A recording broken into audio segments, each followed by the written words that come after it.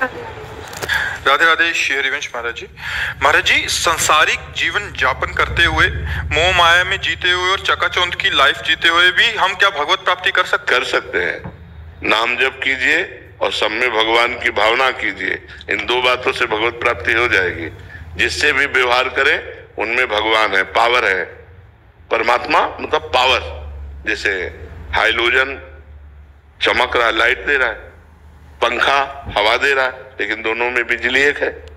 Cooler, fridge, AC ठंडा कर रहा है, लेकिन हीटर गर्म कर रहा है, पर बिजली दोनों में एक है। तो हम अच्छे या बुरे दोनों प्रकार के मनुष्यों में एक ही परमात्मा को देखें। जड़ या चैतन्य दोनों प्रकार के जीवों में एक ही परमात्मा को देखें और नाम जप करें, भगवत प्राप्ति हो जाएगी। पर है कठिन, है कठिन। जो हमको गाली दे रहा है उसमें हम भगवान को देख सकते हैं क्या? जो अनुकूल चल रहा है उस पे तो भगवान को देख सकते हैं, लेकिन जो प्रतिकूल चल रहा है उस पे भगवान को नहीं देख सकते। पहले मैं ऐसे लोगों से नफरत करने लगती थी जो मेरे साथ बुरा व्यवहार करते थे, लेकिन आपके वाणी सुनने के बाद मैंने जिनसे मेरी नफरत थी, मैं उनके लिए भी अच्छी चीजें मांगती हूँ कि भगवान उनको सद्बुद्धि प्रदान करें, भगवान उनको स्वस्थ रखें, भगवान सुखी रखें। ऐसी भावना करोगी तो मंगल में तुम्हारा भाव पवित्र होना शुरू हो जाएगा। और नाम जप जरूर कीजिए, नाम जप के द्वारा ही भगवत प्राप्ति होती है। डॉक्टर पंकज शुक्ला जी। राधा वल्लभ श्री हरि। राधे राधे महाराज जी। गुरुदेव, आर्त भाव क्या है? क्या इसके भी प्रकार हैं? क्या आर्त भाव भी? आर्त भाव का मतलब होता है संकट निवृत्ति। आर्त भाव जो हम संकट में हैं तो उसकी निवृत्ति के लिए जो हम पुकार करते हैं भगवान से, उसे आर्त भाव कहते हैं।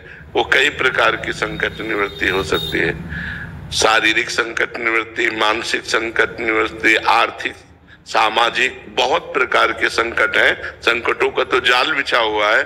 संकट निवृत्ति के भाव में भगवान को पुकारना आर्त भाव कहते हैं कि हमारा ये संकट दूर हो जाए। जैसे द्रौपदी ने आर्त भाव से पुकारा अपने शरीर रक्षा के लिए कि हमारे शरीर से वस्त्र न जाए। गजेंद्र ने आर्त भाव से पुकारा कि हमारा जीवन बच जाए। ऐसे कई प्रकार के संकट हैं और उनकी निवृत्ति के लिए पुकारना आर्त भाव कहा जाता है। उनको पाने के लिए श्री जी मिल जाओ। हाँ, उनके पाने के लिए भी आर्त भाव से पुकारा जाता है कि प्रभु मेरे में सामर्थ्य नहीं है कि मैं काम विजयी हो सकूं, क्रोध विजयी हो सकूं या निरंतर भजन कर सकूं। नाथ आपकी कृपा से आपकी प्राप्ति हो सकती है, हे भगवान हम पर कृपा करो। और वो आर्त भाव से रोता है तो इसे भी भगवान की आर्त भाव प्राप्ति के लिए हो जाता है। ये भगवान की प्राप्ति के लिए आर्त भाव हो जाता है। गुरुदेव, रोज रात को कई वर्षों से रोज रात को बैठता हूँ कि आज तो प्रभु को पाके। हाँ बिल्कुल, लेकिन अभी कनेक्शन सही नहीं मिल पा रहा। हमारा जो मन का कनेक्शन है अभी सही नहीं मिल पा रहा। अभी हमको कहीं ना कहीं कोई न कोई भोग प्रिय लग रहा है, अभी कोई न कोई शरीर प्रिय लग रहा है, कुछ न कुछ अच्छा लग रहा है। जब कुछ अच्छा नहीं लगेगा, कोई चाह नहीं रहेगी और सीधा कनेक्शन होगा तो हमारी पुकार पहुंच जाएगी। देखो, भगवान वहीं थे, भगवान को कहीं आना जाना नहीं। जब सभा में द्रौपदी जी को लाया जा रहा था तो उनके मन में 5 पतियों का बल, सभासद धर्मात्माओं का बल, फिर अपने हाथ का बल, फिर दांत का बल। जब देखा कि कोई आश्रय काम नहीं करेगा तब भगवान को पुकारा। तुरंत भगवान वस्त्र रूप में प्रकट हो गए। लेकिन जब तक अन्य आश्रय लिया था तो भगवान वहीं थे, अंतर्यामी रूप से तो वहीं विराजमान थे, लेकिन कोई सहयोग नहीं किया। तो हम रोज रोएं और रोते रोते कभी ऐसा रोना आ जाए हृदय से कि अब तो जिया नहीं जाएगा भगवान के बिना, तो वो कनेक्शन हो जाएगा। रो बिन रोए किन पाइया प्रेम प्यारा मीत, कबीरा हंसना छोड़ दे रोने से कर प्रीत।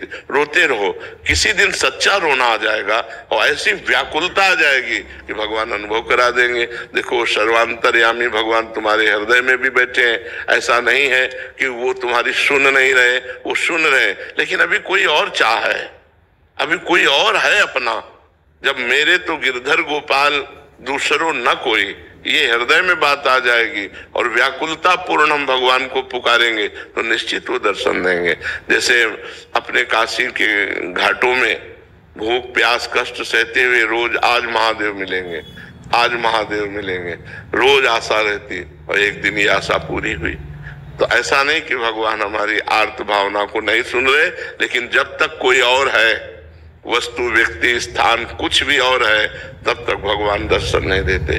जब केवल भगवान रह जाते हैं तब भगवान हमारी बात सुनते हैं। गुरुदेव, डर लगता है कि प्राण ना निकले उसके पहले। नहीं, अगर प्राण भी निकल गए तो काम हो जाएगा, क्योंकि आप रोज भगवान से प्रार्थना कर रहे हैं और भगवान की शरण में और नाम जप कर रहे हैं, तो ये व्यर्थ नहीं जाएगा। ये तो अविनाशी भावना है, ये तो आप भगवान की बैंक में जमा हो रही है, तो आपका कल्याण करके ही छोड़ेगी, ये आपको फिसलने नहीं देगी, ये आपका